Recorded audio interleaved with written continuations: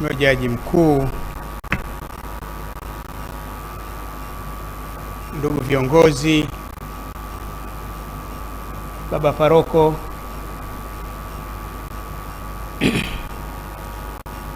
sikujiandaa kwa kweli kusema, lakini baada nimepewa nafasi ya kusema, ngoja niseme tu.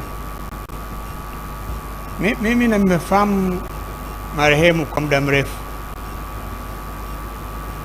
Tumekuwa wote kwenye umoja wa vijana.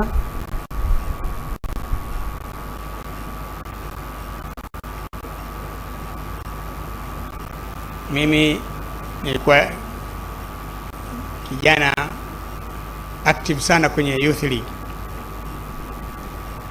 na William tulikuwa naye, baadaye tukawa naye kwenye uongozi wa umoja wa vijana,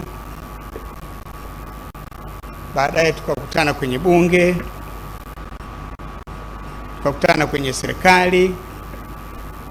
Katika kipindi changu amenisaidia katika nafasi mbalimbali, kuwa mkoa, waziri, amenisaidia tukiwa wote kwenye chama, kama mjumbe wa halmashauri kuu ya taifa, mjumbe wa kamati kuu, kamati ya maadili ya chama. Kipindi changu ndio nilimteua kujiunga na ile kamati, na kwanza alikuwa mtu rahimu. Alikuwa mtu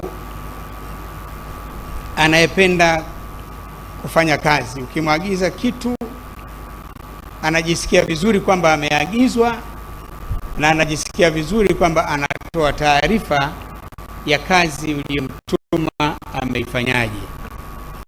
Kwa hiyo sikushangaa rais alipomteua kuwa mshauri wake, sikushangaa rais alipomteua kuwa waziri. Kwa hiyo taifa limepoteza mmoja wa watu wake mahiri, wazalendo wa kweli, waliojitolea kwa ajili ya nchi yetu na maendeleo ya watu wake.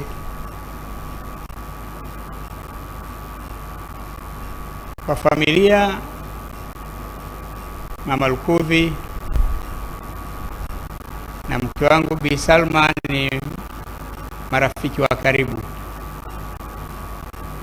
Norbert na wanangu Ali na Alifa ni marafiki wa karibu. Kwa hiyo kwangu mimi kifamilia tumepoteza mmoja wa wenzetu. Kitaifa tumepoteza mmoja wa viongozi mahiri, lakini hakuna atakayeishi milele. Kila mtu ana siku yake ya kuja na ana siku yake ya kuondoka, ana namna yake ya kuondoka. Mwenzetu ametangulia, sisi tumwombee mapumziko mema, tumwombee Mwenyezi Mungu amjalie pepo siku hiyo ya kiyama. Asante sana, washukuruni sana.